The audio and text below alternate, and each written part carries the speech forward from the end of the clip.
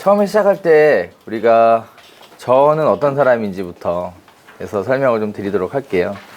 일단은 뭐 아시고 오신 분들 대부분이겠지만 일단 처음부터 한번 나가보도록 하겠습니다.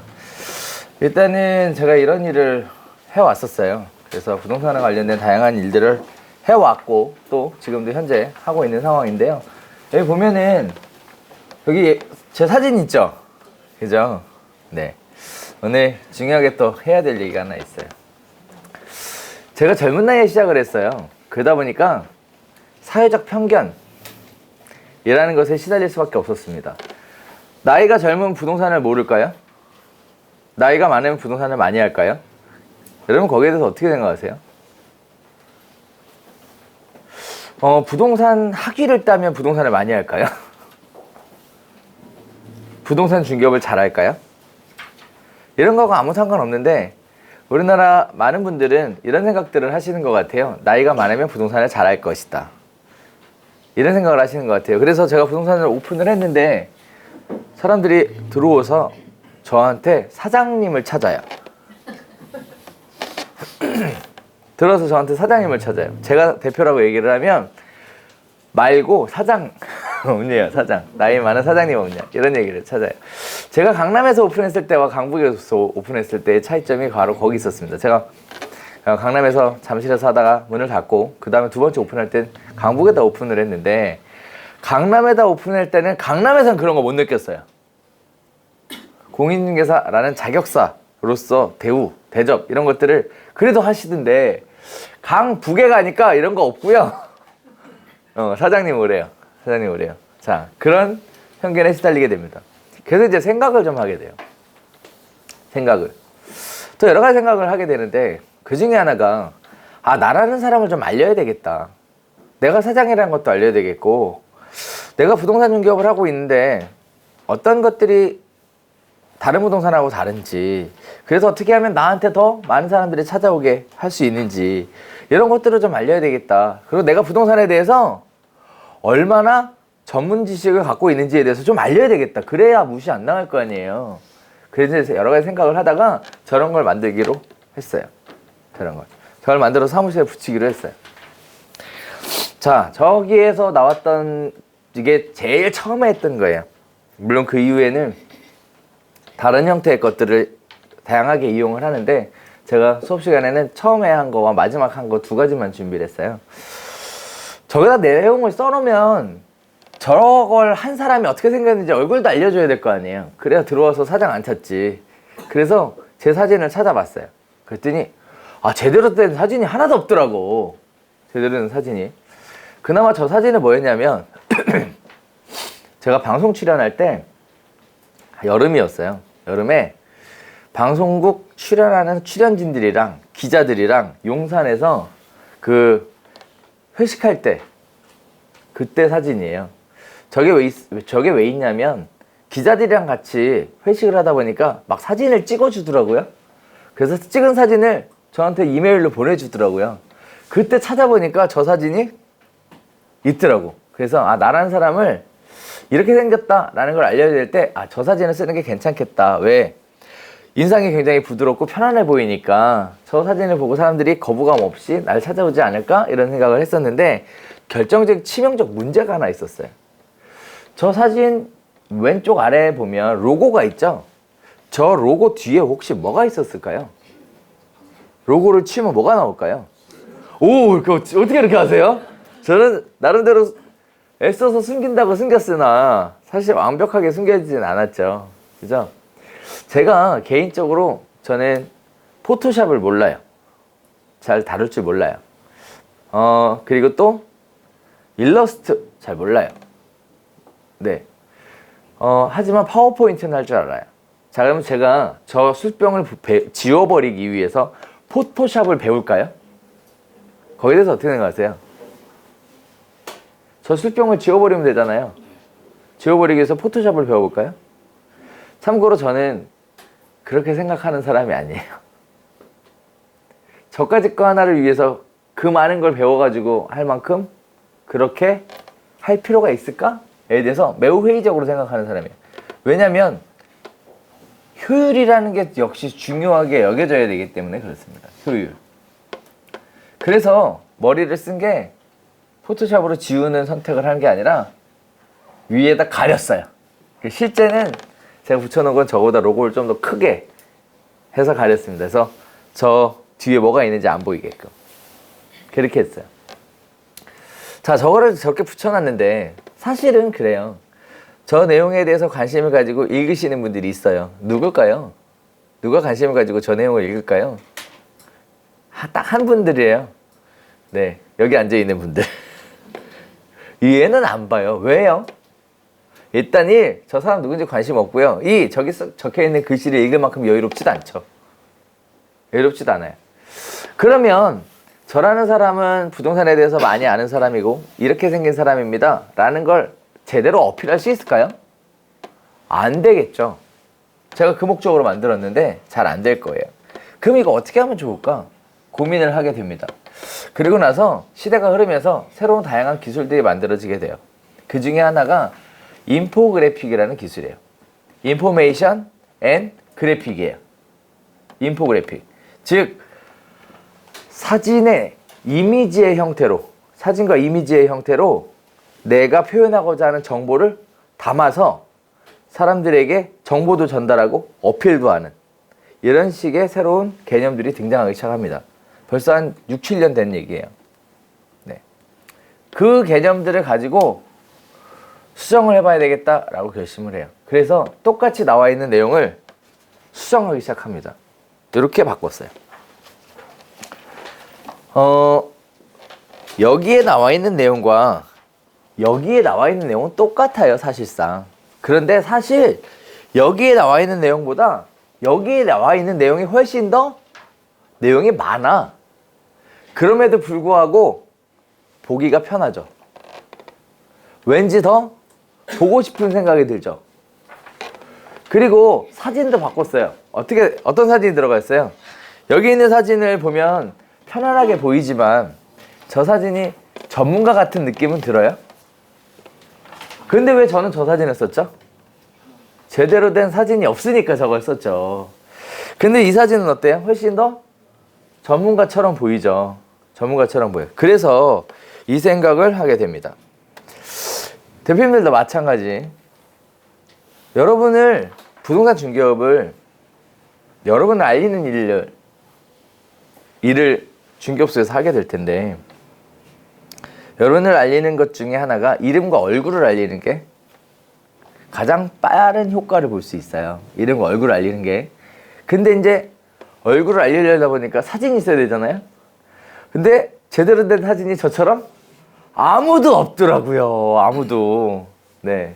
자, 그래서 저희 수업 시간에 제가 내업 일기할 때부터 고집 부리는 게 하나 있어요. 뭐냐면 수업 시간에 프로필 사진을 찍어요. 여기도 똑같이 진행이 될 거예요. 프로필 사진을 찍습니다. 그래서 전문 사진 작가가 여기 와서 여러분들의 프로필 사진을 찍어 드릴 거예요. 그리고 이렇게 사용할 수 있는 사진들을 만들어 드릴 겁니다. 저희가 제공해 드릴 거예요. 있는 것과 없는 것 하늘과 땅 차이예요. 많은 분들이 사진 하나 제대로 건졌다고 그렇게 좋아하시는 분들이 많더라고요. 그래서 제가 이렇게 진행을 하고 있어요. 자, 이제는 제 이야기가 아니라 여러분들의 이야기가 필요할 때예요. 이제는 제 결과물이 아니라 여러분이 결과물을 만들어야 될 때예요. 이제는 제가 전문가가 아니라 여러분이 전문가처럼 보이게 만들 때예요.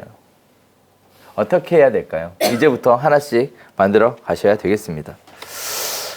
이거 만든 지 꽤 됐어요. 한참 지나가지고 지금 그렇습니다. 자, 제가 내오비 수업을 만들 때는 크게 3가지 포인트를 가지고 만들었어요. 일단 거의 99.9%는 제가 직접 경험한 일들이에요. 그래서 누구보다도 더 정확하게 알려드릴 수 있습니다. 제가 개인적으로 누구라고 얘기하긴 그렇지만 이런 말씀 좀 드리고 싶어요. 누군가한테 배우려면 그 사람이 가르칠 자격이 있는 사람인지부터 확인하고 배우는 게 맞는 거거든요. 근데 마치 무슨 인기에 편승해서 배우는 것처럼 배우러 가시고 하시는 부분들이 있던데 제가 보기에는 좀 그런 건 아닌 것 같아요. 그리고 대부분 다 공인중개사가 아니에요. 자격증 없는 무자격자한테 중개 배워야 되겠어요? 무자격자한테? 왜? 여러분들 그러시려고? 자격증자면 어떻고 무자격자면 어떻습니까? 이 얘기 하려고? 말이 안 되는 얘기예요. 왜냐면 접근하는 방식이 달라요. 자격증자가 중개업으로 돈을 버는 방식과 무자격자가 중개업으로 돈을 버는 방식은 180도 달라요. 그래서 절대 무자격자한테 배우면 안 돼요. 자, 이러한 것들을 여러분들한테 최대한 눈높이에 맞춰서 쉽게 전달을 해드리려고 이 수업을 하고 있는데, 제가 못하는 게 뭐냐면요, 눈높이 교육을 잘 못해요. 근데 이해를 좀 해주셔야 될 게, 저는 나름대로 내린다고 많이 내린 거예요. 근데 여러분들의 그 고민하던 그 시절로 제가 돌아갈 수는 없어요. 불가능한 거라 질문을 좀 해주셔야 돼요. 여러분들의 질문에 따라 수업 내용이 바뀌어요. 그리고 다양한 기회들이 있을 거예요. 물어볼 기회들, 같이 이야기 나눌 기회들이 있을 거예요. 여기 수업은 단순하게 수업 시간에는 전달하는 형태의 수업이 진행이 되지만, 어느 정도 수업이 지나잖아요. 그럼 프로필 사진도 찍고요. 그 다음에 뭐 또 하냐면, 수업 끝나면 식사하러도 가요. 매번. 종강할 때까지 가요. 그래서 뒤통수만 보잖아요. 그래서 앞통수 보는 시간을 만들어 드릴 거예요. 그 안에 그 시간을 통해서 서로 편하게 질문도 하시고, 그 다음에 제가 수업 시간에 대중적으로 얘기 못하는 그런 얘기 있잖아요. 다 거기서 있어요. 다 거기서 해요. 그리고 여러분들도 마찬가지예요. 얼굴 보면서 얘기해야 친해지죠. 그렇게 친해지는 과정 안에서 신뢰도 생기는 거거든요. 옛말에 이런 말이 있어요. 10번 만나야 믿을 수 있다, 이런 얘기 하거든요. 10번은 만나야 믿을 수 있다. 10번은 만나봐야죠. 10번은. 그래서 10번 이상 밥을 먹습니다. 네. 그 식사하면서 멘토와 멘티도 되실 거고, 그리고 얼굴도 보시면서 신뢰도 쌓아 나가실 거예요. 그런 시간을 매번 가지려고 해요. 따라서 저희가 미리 안내해 드릴 테니까, 많은 분들이 그러시더라고. 우리가 수업 끝나고 식사하는 시간을 선배님들이 별명을 뭐라고 줘줬냐면 영교시래요. 영교시. 영교시가 무슨 뜻이에요? 강의보다 더 중요하다. 그래서 영교시라고 붙여주셨습니다. 그래서 저희는 뒤풀이라고 하지 않고 영교시에 간다, 이렇게 얘기를 해요. 갈 때마다. 네, 다양한 이야기들이 있을 겁니다. 그래서 참고하시면 좋을 것 같아요. 자, 그래서 그런 시간들 통해서 여러분들이랑 눈높이도 맞출 거고, 여러분들의 궁금증도 해결해 드릴 거고, 뭐 필요한 내용들, 그다음에 공개적으로 할 수 없는 내용들, 이런 내용들이 그 자리에서 있을 거니까 그 시간도 잘 한번 활용해 보시면 좋을 것 같아요. 자, 이렇게 저희는 최대한 쉽게 알려드린다고 알려드리지만, 사실 또 이런 것도 있어요. 제가 내업이 몇 개더라? 30개인가? 하여튼 뭐 거기 할 때까지는 이 수업을 전체적으로 제가 다 했어요. 처음부터 끝까지. 근데 최근에는 일부 수업을 여러분 선배님들한테 제가 좀 해달라고 부탁을 드렸어요. 여러 가지 이유가 있는데, 그 중에 하나가 뭐냐면, 제가 어느 정도 지나니까요, 인내심이 없더라고요. 그래서 누르라고 하는데 못 누르면 막 신경질 내고 있더라고. 못한다고. 그래서 친절한 분들을 바꿔놨어요. 그래서 힘들어 하시면 그분들이 친절하게 도와드릴 거예요. 물론 저도 계속 올라올 거고, 그렇게 해서 진행이 될 거예요. 그래서 훨씬 더 좋아들 하시더라고요. 자, 그래서 그러한 경험들을 가지고 제가 했던 시행착오들을 여러분들은 하시지 않게끔, 부동산 경기가 어렵다고 해도 여러분들은 살아남을 수 있게끔, 그리고 저희 수업이 단순하게 뭔가를 배워서 끝이는 수업이 아니라 실제 몸으로 익혀서 체화되게끔 하는 수업의 목표를 가지고 있습니다. 자, 이런 것들을 하나씩 함께 나눠보도록 하겠습니다. 자, 일단 아까 설명을 간단하게 드렸어요. 부동산 중개업, 공인중개사 자격증 따셨는데 다들 어렵게 따셨죠? 네, 어렵게 다들 힘들게 하셨어요. 그런데 대업자가 돈을 더 잘 번다고 얘기하면 게임이 끝난 거예요. 이거는 뭐가 잘못된 거예요? 여러분의 가치관의 문제가 좀 있는 거예요. 가치관의 문제. 그러면 과연 공인중개사는 어떻게 해서 돈을 벌어야 될까요? 이런 고민들을 하시게 됩니다. 그래서 부동산을 한 번도 안 해본 초보인 분들을 위해서 제가 먼저 간단하게 주의사항 같은 거 안내해드리고 갈게요. 그리고 어떤 루트를 통해서 가게 될지를 지금부터 보여드릴 텐데 교재는 없고요. 제가 아까 추가해서 넣었어요. 자, 이게 대부분의 흐름이에요. 대부분의 흐름. 부동산 공인중개사가 돼서 부동산 중개업을 하겠다라고 처음에 시작하신 분들도 있겠지만 막 부동산을 배워보고 싶다라는 생각을 가지고 부동산 배울 방법이 없어서 공인중개사 따신 분들도 있어요. 그죠? 네, 이런 분들도 있어요. 그래서 맨 처음에 부동산으로 돈을 벌고 싶어. 근데 부동산에 관련된 사업을 할까? 아니면 중개업을 할까? 이게 원래 두 가지 길이 있었어요. 그런데 다들 공인중개사 시험을 보시고 합격하고 나니까 옛날 생각은 다 없어지고 중개업을 하겠다. 힘들겠다는 자격증을 날리지 않겠다. 그러다 보니까 처음보다 공인중개사를 통해서 뭔가 하시려고 하시는 분들이 굉장히 많이 늘어났습니다. 이번에도 합격자는 굉장히 많이 발표가 됐고. 근데 문제는 공인중개사 시험 때 공인중개사 시험 준비를 하면서 단 한 번도 중개업으로 돈을 벌려면 이렇게 해야 된다 라는 얘기를 가르쳐 준 적이 없어요. 늘 이론적인 얘기에서만 그쳤지. 그러다 보니까 자격증을 합격했으나 어떻게 해야 되는지 몰라서 고민하시는 분들이 참 많이 있어요. 도대체 어떻게 해야 될까요? 막연하게 자격증을 땄으니까 창업을 한번 해봐야지. 그래서 뭐로 가요? 창업시장으로 갑니다. 창업시장. 창업시장으로 가게 되면 또 무슨 문제가 생기냐? 사무실을 구해야 되잖아요. 중개업소. 중개업소 사무실을 구해야 되잖아요. 중개업소 사무실을 어떻게 구할 수 있죠? 누가 가르쳐 준 적이 없어요. 그렇죠? 그러다 보니까 이제 어디로 가요? 끼욱끼욱 거리다가 협회로 가요. 공인중개사 협회. 거기에 가보면 사무실 양도양수에 관련된 다양한 매물들이 나와 있죠. 그렇죠? 그래서 그 매물을 보게 됩니다.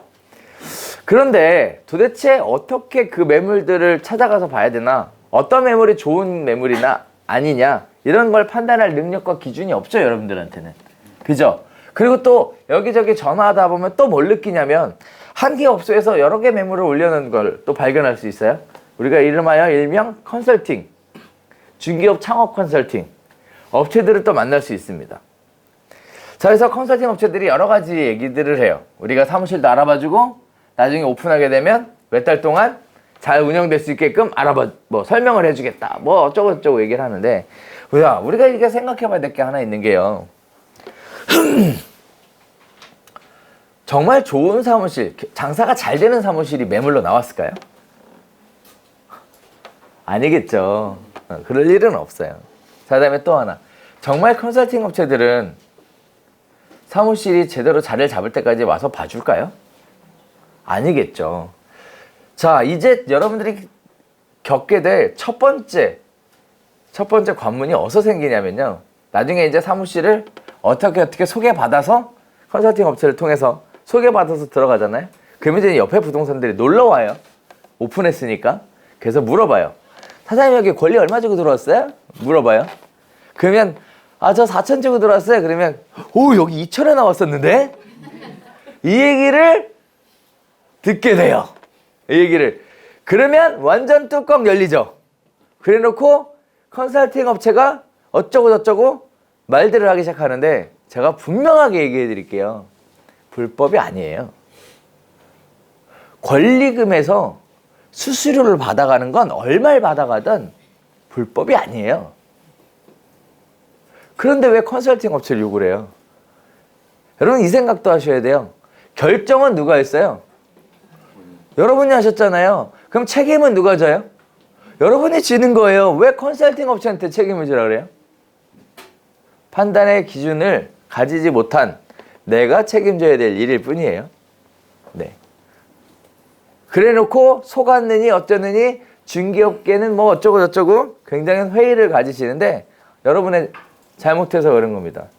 그거에 대해서 남 탓하지 않으셨으면 해요. 자, 그래서 창업을 하려고 협회도 다뤄보고 컨설팅 업체한테도 얘기도 해보고 여러 가지 하다가 깨닫는 게 뭐냐면 어떤 입지의 사무실에 창업을 하느냐에 따라 결과가 많이 달라진다는 걸 깨닫게 돼요. 그래서 입지에 따라 사무실의 매출이 달라진다. 우리는 통상 사무실 입지가 중개업 매출의 5할 이상을 차지한다라고 얘기를 해요. 절반 이상이라고 차지한다고 얘기를 해요. 자, 그러면 입지라고 얘기하면 말은 참 쉬워요. 입지. 입지가 뭘까요? 입지. 이게 저는 여러분들한테 쉽게 이렇게 표현을 할게요. 위치하고 지역 두 가지를 합쳐서 입지라고 얘기한다 라고 얘기할게요. 책에 안 나온 내용이죠. 책엔 저렇게 설명하고 있지 않아요. 왜냐면 창업을 하려고 하는 여러분들 입장에서 과연 입지는 뭘까? 위치와 지역이다 라는 거예요. 위치와 지역. 자, 제일 먼저 지역에 대한 이야기를 한번 해볼까요? 지역. 어느 지역에다 오픈하는 게 좋을까요? 어느 지역에다 오픈하는 게 제일 먼저 얘기하시는 게 잘 아는 지역에다 오픈하겠다 이 얘기를 하시는데요. 아는 사람이 많다, 오래 살았다, 뭐 이런 얘기 많이 하시는데요. 제가 이 얘기를 또 하나 해드릴게요. 부동산 중개업소는 우리 고객들은 그게 있어요. 회귀 본능이라는 게 있어요. 즉 기존에 거래했던 부동산이 특별한 문제만 없다면 다시 거래하려고 하는 습성을 가지고 있어요. 근데 잘 아는 지역, 오래된 지역들은 문제가 뭐냐면 이미 내가 중개업소를 오픈하기 전에 다른 부동산들을 통해서 다 들어왔다는 거예요. 그러면 그 사람들은 다시 팔거나 만기가 될 때 기존에 거래했던 곳으로 가면 그만인 거예요. 이해되시죠? 그럼 나한테 올 기회는 없죠. 나한테 올 기회는 없어요. 자, 그다음에 또 아는 사람이 많은 지역에다 오픈하겠다 하시는 분들이 있는데 이것도 문제예요. 왜냐하면 여러분들이 부동산 거래를 하다 보면 개인적인 프라이버시에 대해서 이야기할 때가 많고요. 또 임장 활동을 하다 보면 남의 집에 쑥쑥 들어갈 때가 많은데 오히려 친한 사람 집에 들어가면 불편해. 손님 끌고 들어가면. 이해되세요? 그리고 손님들도 개인적인 이야기를 하기가 불편해 사실은. 그래서 잘 많이 아는 사람이 많은 지역 이게 중요한 게 아니고 평상시에 오랫동안 살면서 덕을 얼마나 쌓고 살았나 이게 중요해요. 근데 보면 덕은 안 쌓고 살았더라고. 그냥 학부형으로 알았고 뭘로 알았고 모임하다가 알았고 봉사단체에서 알았던 것 뿐이지 덕을 쌓고 산 건 거리가 멀더라고. 도움 안 돼요. 나중에 가서 무슨 네가 그럴 줄 몰랐다 뭐 이런 하시는데 몰랐어. 여러분한테 안 가. 차라리 모르는 사람한테 가요. 사실 거래하는 거 그렇잖아요. 똑같은 가격에 살 수 있다면 아는 사람 통해서 살까요? 모르는 사람 통해서 살까요? 그래, 아는 사람 통해서 하면 클레임을 못 걸어. 근데 모르는 사람 통해서 하면 개거품 물 수 있거든. 그러니까 똑같은 조건이라면 모르는 사람을 통해서 산다. 그게 여러분이 지금까지 사회생활하면 배우신 거예요. 틀려요? 그러신 거라고. 그게 나에게는 예외일 것이다 라고 생각한 여러분의 생각이 문제인 거니까 꿈도 꾸지 마세요. 꿈도 꾸지 마세요. 힘들어요. 매우 힘들어요. 자, 그럼 어디가 제일 좋을까요? 맨 마지막에 바람 부는 지역이 제일 좋아요. 바람 부는 지역. 바람 부는 지역은 뭘까요? 중개업을 창업하기에 제일 좋은 지역. 뭐라고요? 바람 부는 지역. 바람 부는 지역이란 이슈와 호재가 많은 지역이에요. 이슈와 호재가 가장 많은 지역이 어딜까요? 신도시예요. 신도시가 이슈와 호재가 가장 많은 지역이에요. 자, 그래서 신도시를 가보면 또 놀라운 걸 발견할 수 있는데요. 신도시 1층에 뭐가 제일 많아요? 우와, 이 많은 부동산이 다 먹고 살 수 있을까? 이런 생각하죠. 그죠? 그 생각을 해요. 그래서 신도시에 그렇게 부동산이 많은 것도 의아하고 내가 거기 가서 살 수 있을까도 의아하고 자신 없으니까 다시 빽해요. 자신 없으니까. 어딜 가도 마찬가지야. 무조건 거기 가서 살아남아야 되는데 살아남을 궁리는 안 하시고 그냥 어떻게 사무실 잘 이렇게 얻어가지고 어떻게 이렇게 대충 이렇게 해볼까? 이런 생각들을 하니까 갈 데가 없는 거예요. 시작하면서 부딪히게 되는 거죠. 신도시에 가서 부동산에 놀라게 되면 그 다음에 이슈가 많은 지역은 재건축과 재개발 지역이에요. 자, 근데 재건축과 재개발 지역은 특징이 오래된 지역이에요. 그래서 매물 작업하기가 어려워. 매물 작업하기가.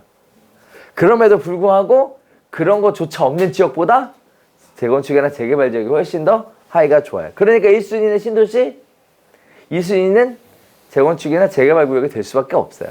이게 서울하고 수도권은 특징이에요. 차이예요. 서울하고 수도권의 차이. 이 지역들은 그렇게 움직이게 됩니다.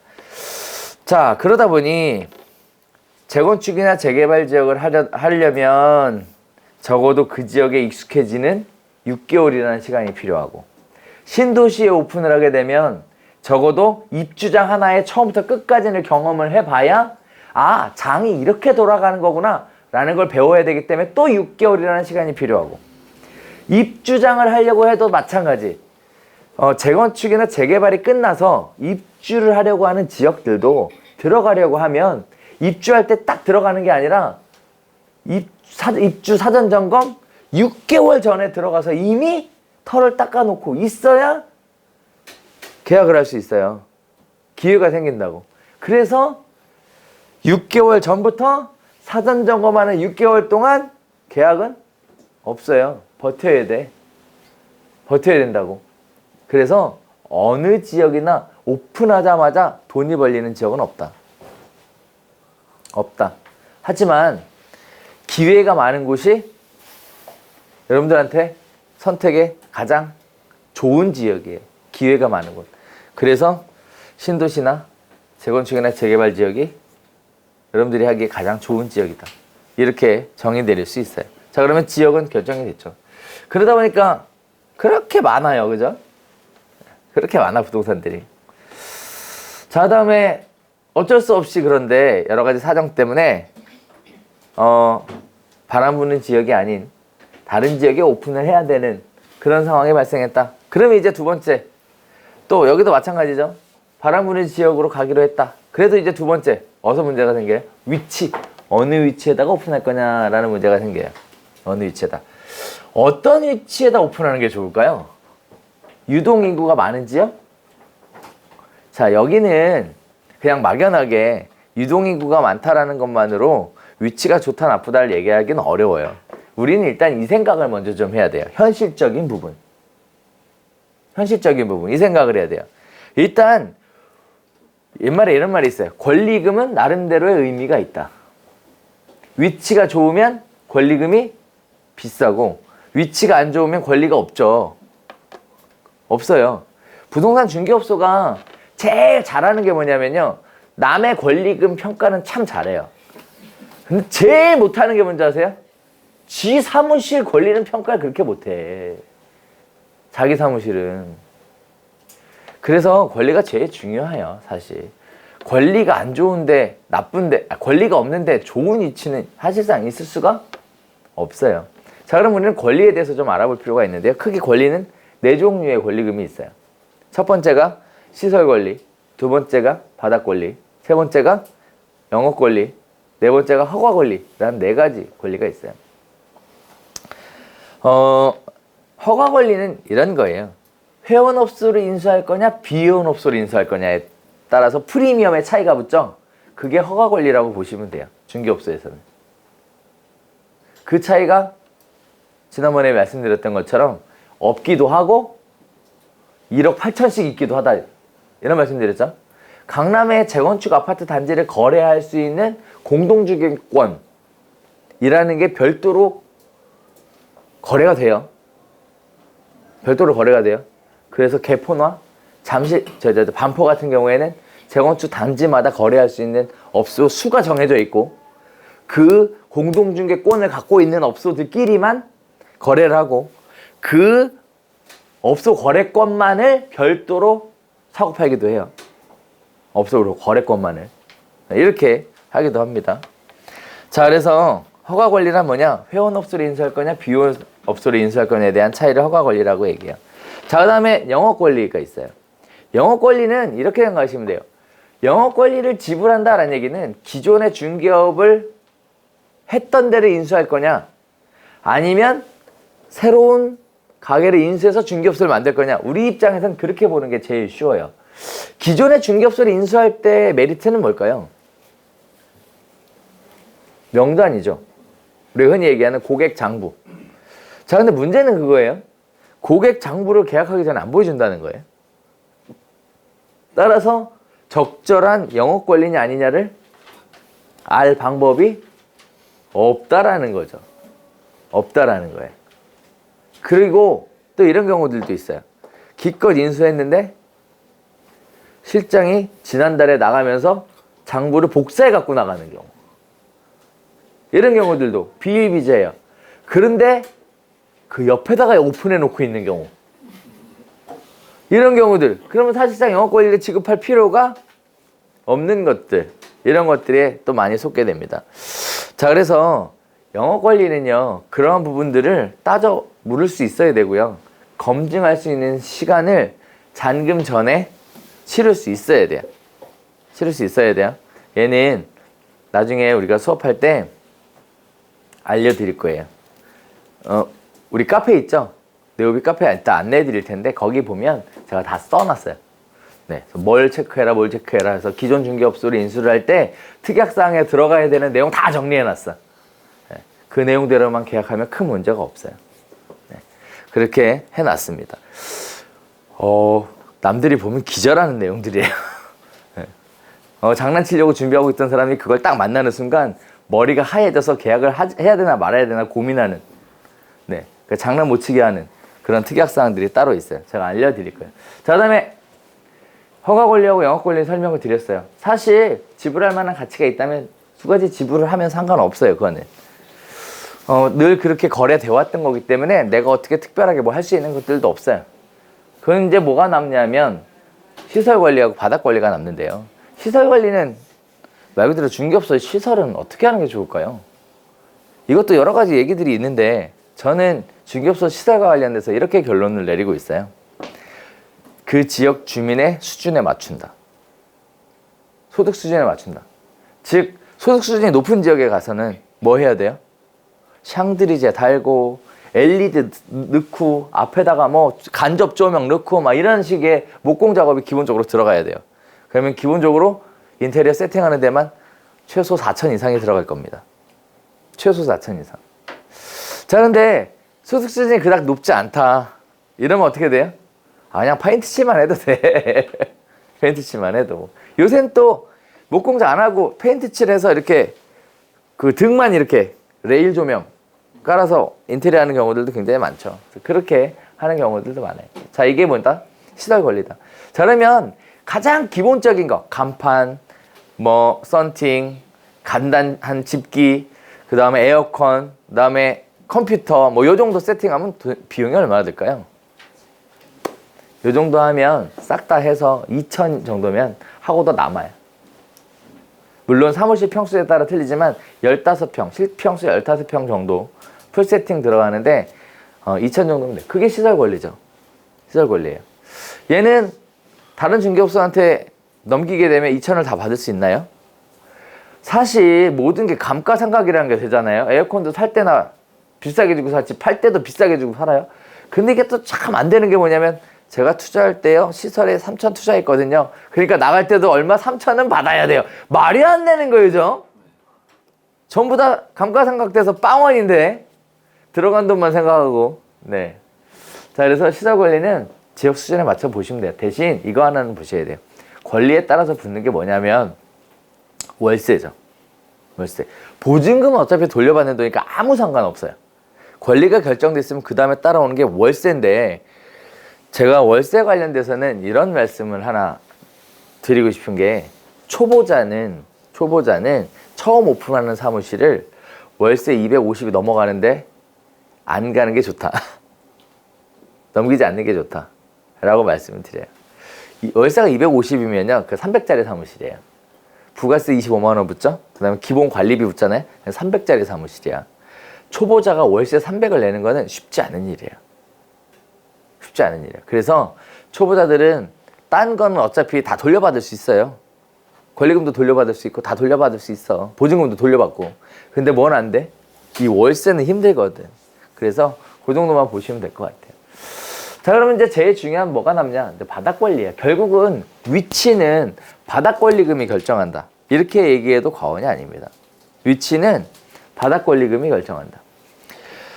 자, 따라서 나머지 부분에 대해 대략적으로 계산하고 나면 결국은 뭐만 남냐면 바닥 권리금이 적정하냐, 적정하지 않냐, 이거를 판단할 수 있는 기준이 있어야 되는데 어떻게 판단할 수 있을까요? 방법은 딱 하나밖에 없어요. 많이 보고 다녀야 돼요. 그거밖에 없어요. 누가 절대 대신해 줄 수 있는 게 아니에요. 많은 분들이 컨설팅 업체에 속았네 어쩌네 얘기하시는데 제가 말씀드렸다시피 여러분이 잘못 선택한 거예요. 여러분이 잘못 선택한 이유는 뭐라고요? 판단의 기준이 없었기 때문에 그래요. 이 판단의 기준은 언제 생길 수 있어요? 내가 직접 두 발로 열심히 보러 다녀야 생겨요. 중개업소를 한 50개 보고 다니면 딱 보면 알아. 이거 권리 얼마인지. 한 50개쯤 보고 다니면 안다고요. 그 정도는 하셔야 컨설팅 업체를 만나도 자신 있게 좋은 매물을 선택해서 가실 수 있어요. 그 정도는. 자, 그렇게 만들어지고 있습니다. 자, 그 다음에 이제 창업을 그렇게 하려다 보니까 6개월이라는 기간을 넘기도 어렵고 현실적으로 바닥 권리를 지불하는 것도 어려워. 거기다가 막상 또 사무실을 그렇게 해서 개업을 하고 나면 과연 내가 계약은 할 수 있을까? 에 대한 막연한 불안함, 불안감 뭐 이런 거 찾아오거든. 그러면 이제 생각하는 게 또 2번 취업으로 가요. 일단 취업을 먼저 해볼까? 이 생각을 먼저 하시더라고요. 자, 그래서 취업 시장에 대해서 지금 또 설명을 드릴게요.